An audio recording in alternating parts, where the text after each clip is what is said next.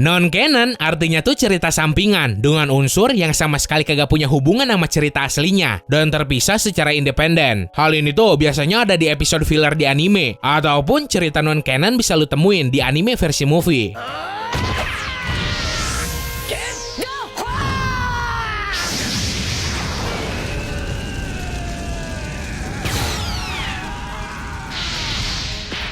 Nah, berhubung beberapa buah yang gue sebutin di sini ada yang cuma muncul di drama live action sampai novel doang, jadi ya gue juga kagak bisa ngasih cuplikan. Pas momen si penggunanya pakai kekuatan buah iblis bersangkutan. Palingan kalau ada juga slide gambar buahnya doang atau penggunanya. So, ini dia diantaranya. Nomor 12, Hiso Hisonomi dari episode filler Pulau Legendaris.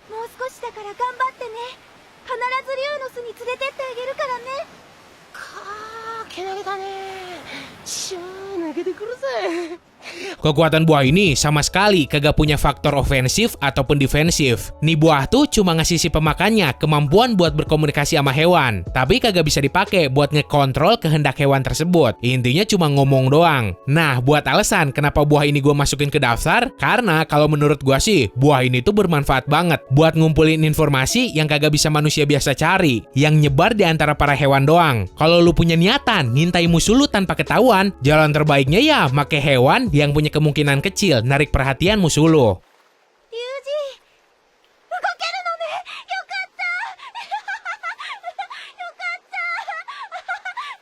Nomor 11, Raki Rakinomi dari One Piece Movie Gold.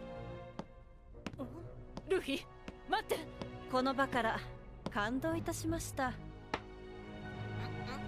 Dengan cara simpel nyentuh targetnya doang, pengguna buah ini bisa secara instan ngilangin faktor keberuntungan di orang yang jadi targetnya itu, sampai ke titik di mana orang tersebut ngalamin nasib yang sial banget. Ketika si pengguna nyerap banyak banget keberuntungan dari orang-orang, si penggunanya jadi susah banget dikalahin karena beruntung banget. Misalnya, pas si musuh pengen nyerang, yang ngalamin sakit malah si musuhnya. Terus yang jadi contoh lain, pas si pengguna nyentuh suatu objek yang secara ajaib bisa ngelukain musuhnya. Kelemahan nih buah cuma ada di durasi penggunaan keberuntungannya.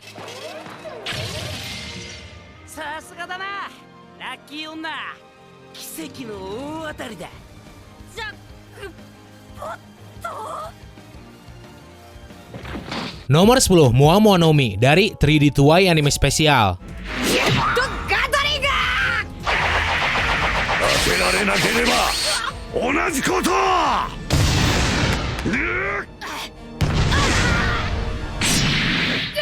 Buah iblis yang cocok banget dipakai buat support. Jadi kan kemampuan buahnya tuh bisa dipakai buat nambah kecepatan, kekuatan, sampai ukuran objek ataupun manusia yang si penggunanya sentuh. Bahkan bisa sampai 100 kali lipat dari ukuran aslinya. Si pengguna juga bisa pakai kemampuan ini ke dirinya sendiri. Jadi ya bayangin aja kalau gear second si Luffy kecepatannya ditambah 100 kali lipat sama kekuatan buah Moa-Moa. Nakama nanka iranai datte. Kisamo. Fuzakeru na!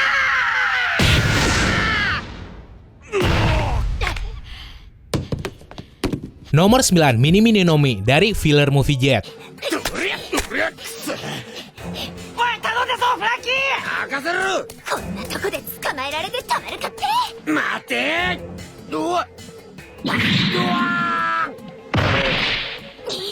Kalau yang makan manusia biasa, kekuatan di buah iblis emang kagak seberapa. Tapi beda ceritanya kalau raksasa yang makan. Emang buah iblis ini tuh cuma ngasih pemakannya kemampuan buat ngerubah ukuran tubuhnya doang jadi kecil. Tapi biarpun jadi kecil, kekuatan si penggunanya kagak berubah. Hal ini udah dibuktiin sama si Lily, seorang raksasa cewek yang jadi penggunanya. Meski jadi kecil, kekuatannya masih setara sama raksasa asli. Terus lo bayangin aja kalau si Lily jadi kecil terus masuk ke tubuh musuhnya, dan pas di dalam doi jadi gede lagi, badan musuhnya itu bakal langsung hancur.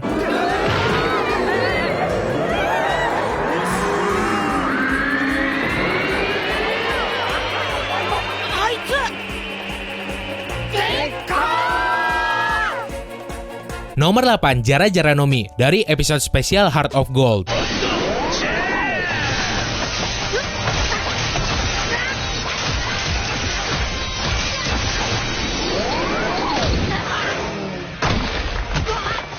Muncul di episode filler pengantar movie Gold, buah tipe paramesia yang ngasih pemakannya kemampuan buat ngehasilin rantai dari badannya dan ngemanipulasi rantai tersebut semaunya. Ujung rantainya bisa ditajemin buat nusuk musuhnya lah, sampai bisa dibikin jadi armor buat ngelindungin si penggunanya. Terus ukuran rantainya juga bisa sesuai yang make pengen, bahkan sampai bisa dipakai jadi jembatan. Udah gitu si pengguna juga bisa ngerubah material pembentuk rantainya, dan yang paling kuat adalah rantai yang materialnya dari berlian.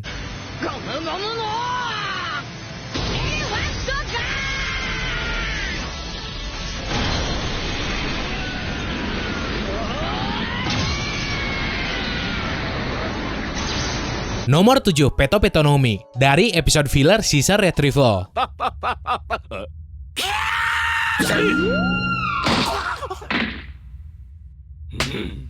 次は俺様を裏切ったお前の調教だ。 Punya kemampuan yang bisa dipakai buat ngendaliin makhluk hidup dengan cara ngekekang mereka pakai kalung yang si penggunanya hasilin. Si penggunanya bisa secara bebas ngendaliin siapapun. Malahan orang yang dirinya kendaliin, kekuatannya bisa didoping secara paksa dan bikin mereka kuat banget. Biarpun si pengguna cuma bisa ngendaliin pergerakan tubuh korbannya doang dan kagak bisa ngendaliin akal sehat sama kesadaran si korban.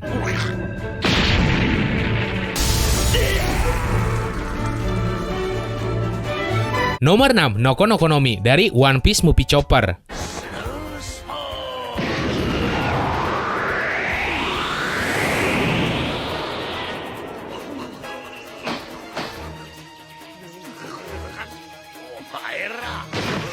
Kekuatan terbesar nih buah adalah kemampuan si penggunanya buat ngehasilin spora atau jamur beracun yang mematikan. Sebenarnya hal ini tuh bisa jadi pedang bermata dua buat si penggunanya sendiri, karena kalau kagak hati-hati penggunanya juga bisa kena. Tapi untung si pengguna bisa ngendaliin arah spora tersebut dan kagak bakal kontak sama tubuhnya sendiri pas keluar. Kelemahan satu-satunya dari ini buah yaitu dengan cara dibakar, entah itu ngebakar sporanya ataupun ngebakar si penggunanya secara langsung.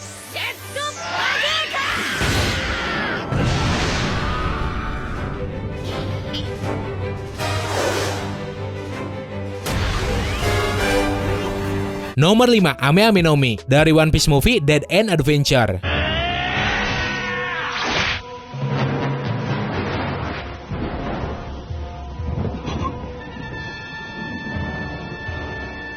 Buah logia non-canon yang bikin penggunanya ngetransformasi jadi sirup marjan ijo. Konsepnya mirip kayak punya si Perospero. Bedanya ya kalau si Perospero tipe paramesia. Ame Ame no Mi ini bisa jadi buah iblis defensif yang lumayan kuat. Tiap ada serangan yang diarahin ke si penggunanya, serangan tersebut pasti langsung keisep material sirup marjannya. Terus tuh sirup juga bisa dikerasin buat jadi tameng. Kekuatan buah ini bisa dikalahin dengan cara dilemparin tepung supaya sirupnya jadi kental banget. Terus si penggunanya juga jadi susah ngendaliin.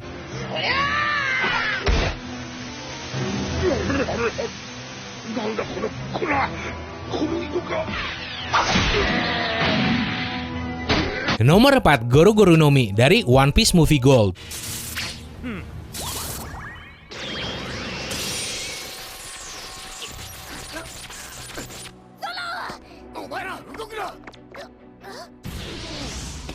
Paramesia yang ngasih kemampuan buat ngemanipulasi emas, bisa ngelelehin ataupun sebaliknya. Penggunanya juga bisa ngelapisin tubuh dirinya pakai emas supaya ningkatin kekuatan sama pertahanannya. Malahan si pengguna bisa berubah jadi gede banget. Nah, saking kerasnya emas hasil manipulasi nih buah, Gear Force si Luffy sama Santorio si Zoro aja kagak bisa nembus. Bayangin aja kalau seandainya kekuatan nih buah udah awaken. Selain bisa bikin penggunanya jadi orang paling kaya, emas yang bisa dirinya kendaliin juga jadi banyak banget. Berhubung lingkungan di sekitar juga berubah jadi emas.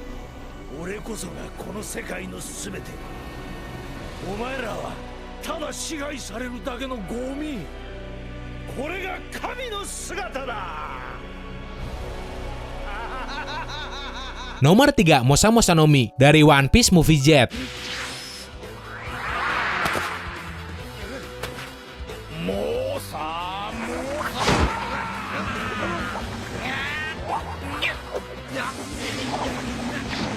Kalau aja nih buah masuk tipe Logia, mungkin gue masukin di posisi 2. Tapi berhubung Paramecia doang, jadi ya gue pertimbangin lagi. Si pemakannya bisa punya kemampuan buat ngepercepat pertumbuhan, sekaligus ngendaliin tumbuhan itu sendiri di lingkungan sekitarnya. Jadi ya ibaratnya tuh versi light dari Hashirama Senju kalau di Naruto. Sayangnya pengguna nih buah terbilang lemah. Jadi gue juga kagak bisa ngelihat potensi maksimalnya. Tapi gue yakin kalau dipakai secara benar, kekuatannya bisa setara sama Mokuton.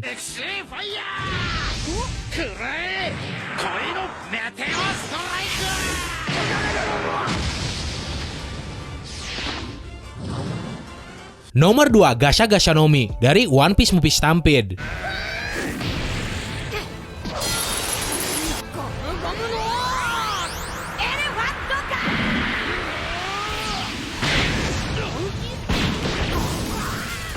Dimakan sama salah satu anak buah Raja Bajak Laut. Ngerinya kekuatan awakening buah udah dikasih lihat kayak gimana. Inti kekuatannya sih jadi mirip-mirip kayak punyanya si Kid. Si pengguna buah Gasha-Gasha juga bisa ngemanipulasi spare part yang ada di sekitarnya. Bedanya kan kalau si Kid cuma numpuk-numpukin doang berhubung magnet. Nah kalau Gasha-Gasha bisa dipakai buat bikin robot yang sistem mekanismenya cuma si pengguna sendiri yang tahu. Kekuatan nih buah makin overpowered karena kekuatan monster milik si penggunanya sendiri yang punya haki Bushishoku lapis yang keras banget. Kalau aja waktu itu bibit tumbuhan si Usopp kagak ngerusak struktur robot raksasa Gasha Gashanomi dari dalam, mungkin si Luffy juga kagak bisa ngalahin.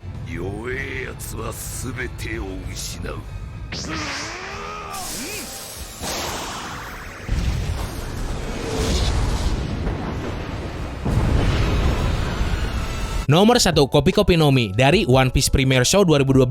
Dimakan sama seorang manusia bernama Chameleon. Karakter ini berasal dari drama live action tahunan yang diadain Universal Studios Japan. Alasan kenapa buah iblis ini ada di nomor 1 udah jelas karena kekuatannya yang bikin si pengguna bisa ngekopi kemampuan buah iblis lain. Si Chameleon aja udah ngekopi 4 orang yang punya buah iblis kuat, yaitu kekuatan Gomu-Gomu si Luffy, Moku-Moku si Smoker, Mera-Mera si Es, sampai Pika-Pika si Kizaru. Kelemahan dari ini buah cuma ada di cara penggunaannya doang, yaitu si penggunanya kudu punya konsentrasi yang luar biasa tinggi. Pas si Chameleon bersin aja, kekuatan kopinya langsung nonaktif. Udah gitu, kalau mau ngekopi, si Chameleon kudu secara langsung nyentuh targetnya. Jadi ya, selama si target bisa ngehindar, kopiannya juga kagak bisa jalan.